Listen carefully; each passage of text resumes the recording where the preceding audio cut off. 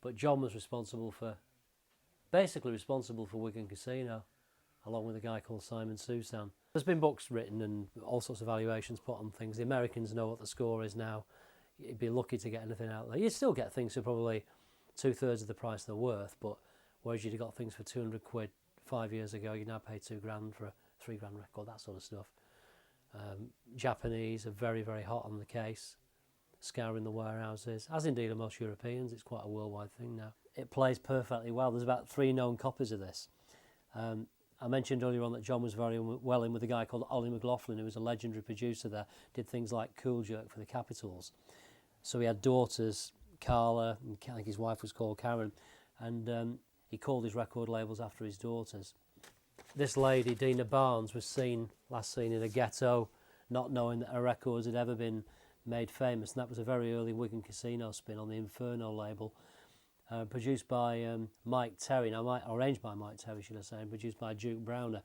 Duke Browner's a legendary Detroit producer.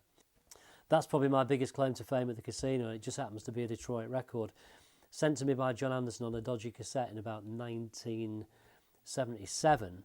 When I heard that, it was just the most unusual record I'd ever heard. The ones that do come now are absolutely not over the moon. That's football talk, isn't it? But they just cannot believe the amount of interest so many years later. This is an interesting record because it was probably the biggest record at the Torch. It's a classic Detroit pounder by a guy called Eddie Parker.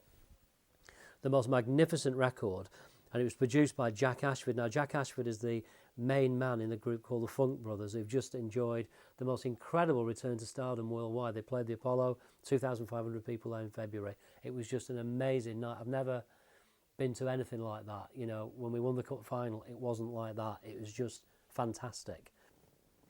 Marvin Gaye, this is a Johnny Bristol production and stands up as the all-time #1 Motown Northern Soul record as far as I'm concerned. There's nothing comes anywhere near it. This is a rare record. It was never released at the time. Somebody nicked a tape of it in the late 70s and we played it at Wigan Casino on an acetate, and I called it, had it covered up as It's Killing Me. When he died, out of respect, we immediately stopped playing it. I must have had millions of pounds worth of records go through my hands. I must have done. And I just wonder whatever happened to them, because they must have gone somewhere. And all these obscure labels on the floor, as if saying, "Here I am, Richard, pick me up," was Gloria Jones' Tainted Love on Champion, which I didn't know what it was. Brought it back, played it at Varvars, made a big song and dance about it, and it took off. It was like the record that made me my name as a DJ.